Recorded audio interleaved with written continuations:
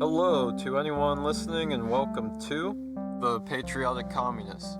This is Max Rice and this is the podcast where I advocate for a socialist revolution in the United States of America and where I analyze current events from a far left perspective. We are in the historical context where we choose socialism or barbarism, and that has never been more true. So, in this episode, I'm going to be talking about how the Metro Services Group is replacing striking workers with prison slave labor, and some updated details on how the United States economy is falling apart and how the government is still responding in the worst possible ways.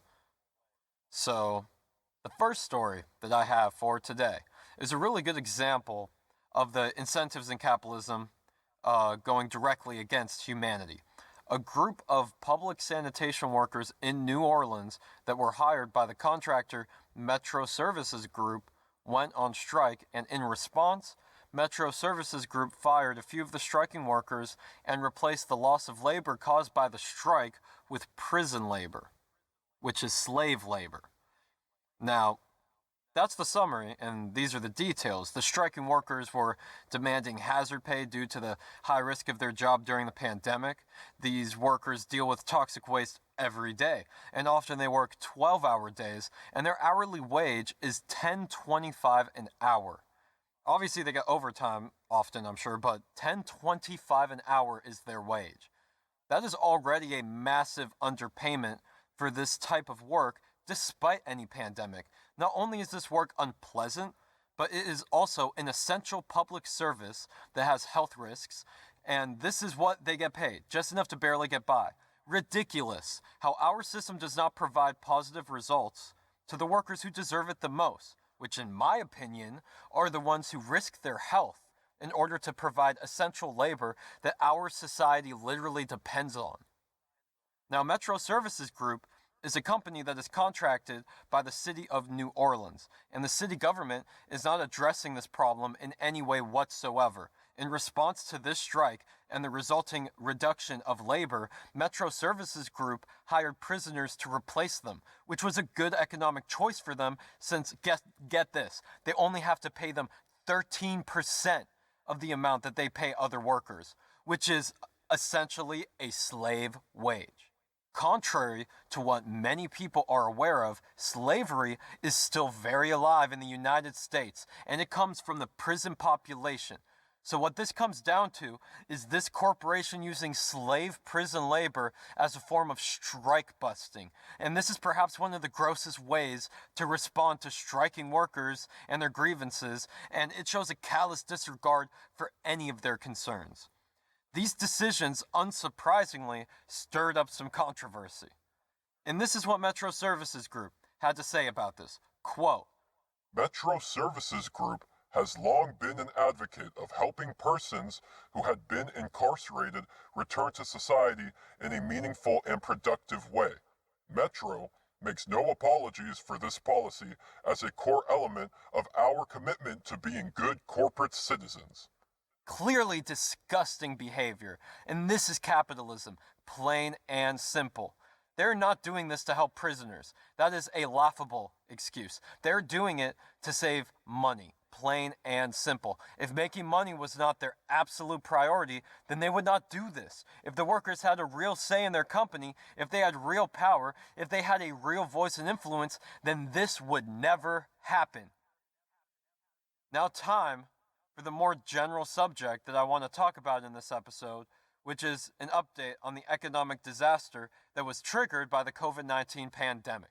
I am feeling beyond blessed every night to be in a situation where I am confident that I have stable shelter and food for the foreseeable future. But a lot of Americans are already in the position where this is not the case. Thousands of families, perhaps even more, are extremely uncertain about their immediate future every single day, and it gets worse every passing day. What is happening to our economy right now is truly disgusting. Right now, there are countless families across the country that are struggling every day to get food into their stomach. This is a major crisis that is completely avoidable if you look at the resources and infrastructure of our country. We could easily provide equipment and hazard pay to our essential workers, as well as provide economic assistance to every resident of this country while we stay in lockdown in order to stop the spread of this deadly disease. We have our own currency. We could do it. But the oligarchs refuse because power concedes nothing. They would never willingly hand over any significant portion of economic power into the hands of the working class. Now, for some horrifying and disheartening numbers, a report from the Kaiser Family Foundation estimates that 27 million people have lost their health care recently. Since healthcare is often tied to a person's job, this was a very predictable result of mass layoffs and an economic crash. This is absolute madness. I know I have already expressed plenty of shock about this subject on my show, but I'm still floored at the neglect that the owning and governing class is displaying by not even making an effort to implement Medicare for All in the midst of a pandemic. Medicare for All is the more efficient and humane healthcare system, so it seems like a no-brainer to implement it in the first place, even without this crisis. But now, it is somehow even crazier to deny Medicare for All, seeing how this situation is one of the only possible ones where access to healthcare for all Americans actually directly impacts everybody's health, regardless of economic class. So ask yourself this. If our system is not implementing Medicare for All right now in the midst of a pandemic, then that is exposing that this current system will never implement it. And this is the same when it comes to solving the homeless problem and an increase in minimum wage. This is why we need a revolution. It has never been more clear that the system will not change without force. If you really want Medicare for All, if you really want to end the endless wars, if you really want to make the minimum wage a living wage, and if you really want to start reversing the apocalyptic environmental trends that we are currently set in, then we need a revolution. We need to overthrow capitalism, and anything less is extremely temporary at best, and is not enough considering these extreme conditions that we find ourselves in today. We need to wake up, people. Around 33.5 million people have filed for unemployment claims since the beginning of the state and federal lockdowns almost 2 months ago. And this is not even the tip of the iceberg regarding the number of people that have lost work, since unemployment does not apply to everybody. Apparently, it is also confirmed that 6.4 million additional workers have left the labor force entirely and are not counted as unemployed. And the solution that our system has offered is simply get back to work and ignore the viral pandemic that has infected more than 1 million Americans. Now, in fact, ignore the viral pandemic that has more than 1 million people currently infected. This is clearly not the answer to this crisis. This is not even a sensible solution to the economic part of the crisis we are facing.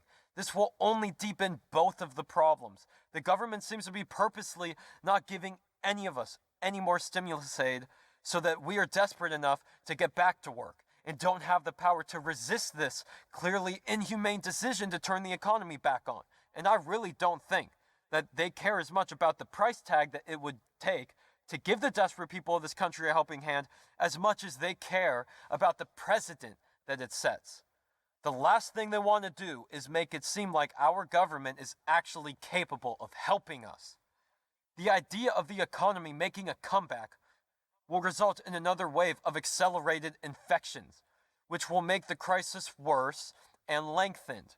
I could be wrong about this, but until I see evidence otherwise, this seems like the most logical way that this is going to play out, and just the fact that none of the scientific community is saying that the American economy is safe to reopen again, that too, clearly.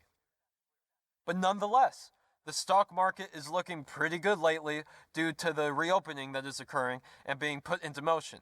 They are profiting off of our blood already. We are watching massive wealth be built on the corpses of the working class who are in a more desperate time than ever in modern U.S. history. The time for a socialist revolution has never been more urgent in our history as a nation. This capitalist crisis is also making the situation worse on the front lines. there have been 1.4 million job cuts in healthcare amid the pandemic. And there were 650,000 job cuts in the social assistance sector, which is another sector that has become more important due to the crisis. So wait a second. The crisis increases the demand for them, but it also causes many of them to lose their job? Talk about a nonsense system. We must take note of all of these contradictions and actually address them. They reflect the deeper contradictions within our fundamentally flawed economic system. And before anything, we need to agree on the fundamentals. And this is what happens when capitalism runs your healthcare system. It becomes susceptible to extremely unstable nature of this economic system. It becomes vulnerable to the crashes and the booms. And my argument is that nothing should be susceptible to this unstable foundation of capitalism. Every industry is important because it offers people livelihood. Every time that an industry has a mass loss of jobs, it is a tragedy because it has tons of people that just lost their way of life. Now they're thinking about how to feed themselves, potentially. Anyways, this is all I got for this episode. My heart goes out to everyone waiting in food lines, anyone without any shelter, anyone who feels like the world has abandoned them. Just remember, together we are powerful, and we can get through anything. Reach out to neighbors and local organizations. I mean, I know it's hard. I know nothing's fair right now. But get help. After all, we only got each other at the moment. And solidarity is more important than ever, while our oligarchy of a government is actively hostile to us. But the point is that we can do better than this, and we ought to do a lot better than this. Anyways, thank you so much for listening, and remember, stay safe and stay vigilant. Thanks so much for listening to this episode of The Patriotic Communist.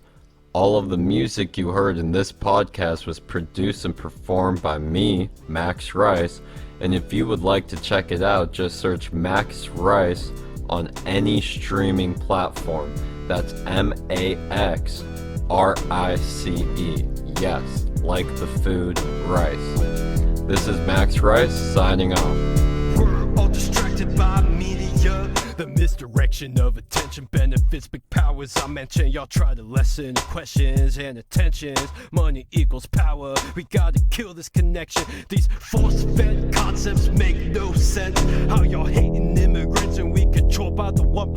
Zombified by screens. Dehumanization comes easily. All I hear are American supremacists, but this line of thought is a normality, full of fallacies while we stay combative overseas. Laws and more laws. As far as I can see, and no one cares because of the mass distractions. We're expected to not question how the government uses our taxes unless it's helping people. That they ramble like that's all to see. Though we need to free the people, we need a fucking hero. We need some MLK, FDR style of change. We're full of pain and ignorant, but won't live in fear. Though we need some yellow vest, bulletproof vests and bold claims. We need that fire in our hearts that can't be tamed. We need to reject and correct our collective violent actions, but it won't happen. Fuck. We're all distracted.